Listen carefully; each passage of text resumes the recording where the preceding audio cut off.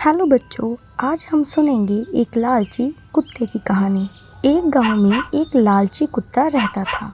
वह गांव में घूम घूम कर खाने की तलाश करता था। वह इतना लालची था कि उसे जितना भी खाने के लिए मिलता था उसे कम ही लगता था। गांव के दूसरों कुत्तों के साथ पहले उसकी बहुत अच्छी दोस्ती थी, लेकिन उसकी इस आदत की वजह से सभी उससे दूर रहने लगे। लेकिन उसे कोई फर्क नहीं पड़ा। उसे सिर्फ अपने भोजन से ही मतलब था। कोई ना कोई आते जाते उसे खाने के लिए कुछ ना कुछ दे ही देता। उसे जो खाने को मिलता उसे वो अकेला ही चट कर जाता। एक दिन उसे कहीं से एक हड्डी मिल गई। हड्डी को देखकर उसकी खुशी का ठिकाना ना रहा। उसने सोचा कि इसका आनंद तो अकेले ही लेना चाहिए। यह सोचकर वो गांव से जंगल की ओर जाने लगा। रास्ते में वह पुल के ऊपर से नदी पार कर रहा था।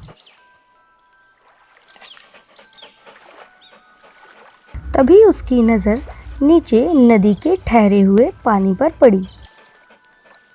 कुछ समय उसकी आंखों में सिर्फ हड्डी का लालच था। उसे यह भी नहीं पता चला कि नदी के पानी में उसका ही चेहरा नजर आ रहा है।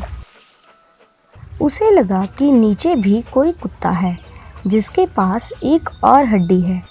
उसने सोचा कि क्यों ना उसकी भी हड्डी छीन लूं, तो मेरे पास 2 हड्डियां हो जाएंगी। फिर मैं एक साथ 2 हड्डियों के मज़े ले सकता हूँ। ऐसा सोचकर वह जैसे ही पानी में कूदा, उसके मुंह से हड्डी सीधे नदी में जा गिरी।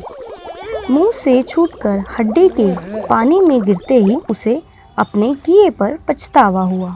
तो बच्चों, इस कहानी से हमें ये शिक्षा मिलती है कि हमें कभी भी लालच नहीं करना चाहिए।